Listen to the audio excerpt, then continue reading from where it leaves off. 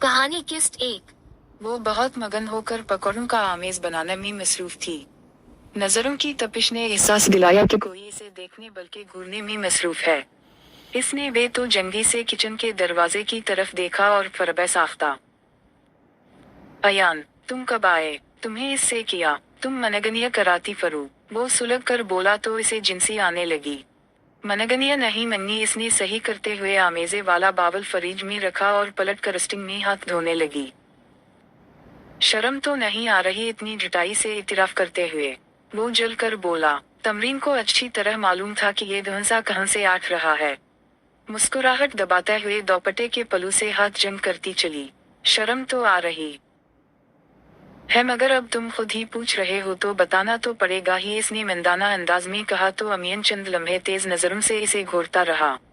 अच्छा बस, ज्यादा रोब ना झाड़ू। ज्यादा इतिराज है तो अपने मामू जान से पूछो, मेरा कोई कसूर नहीं है। इससे ज्यादा वो इसके रोब में नहीं आती थी। फौरन ही संजीदा होने लगी तो अयान झीला पर गया। फिर भी नानी अमीर बगैर तुमने मन्नी कर ली। मुझे बहुत अफसोस हो रहा है। वो मकीन हुआ और इस बात का ताल्लुक तो मटरीन को भी बहुत था। इसका सबसे अच्छा कजन और बेहतरीन दोस्त इसकी मन्नी में शरीक नहीं था। वो पाकिस्तान ही में था जब तंजीम के लिए रिश्ता आया। अभी बात आगे बढ़ी भी ना थी कि इसे 2 हफ्तों के लिए अटली जाना पड़ गया। इधर अब्बू ने बाला ही बालातर के बारे में मालूमात करा के हाँ कर दी और 2 दिन बाद ही मन्नी।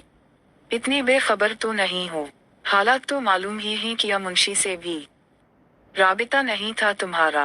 तरीन ने नारियल अंदाज में पूछा तो वो बैकिन से बाहर निकल गया। तंजीम भी इसके पीछे चल दी। हम बताया था इसने, बल्कि अमी ने भी, मगर मैं तो तुम्हारे फोन का इंतजार कर रहा था। वो साथ चलते हुए जंगली से गिर रहा था। हालांकि तुम्हें चाहिए था कि ये बर सुनते ही तुम फौरन मुझे फोन करते और पूछते, मनतर मैंने अब की 12 से घोर तो वो हंस दिया। अच्छा जनाब, सारा कसूर मेरा ही है। ना जी, आधा तो बाबा बले शाह का है। वो बेसाख्ता बोली और फिर दोनों हंस दिए।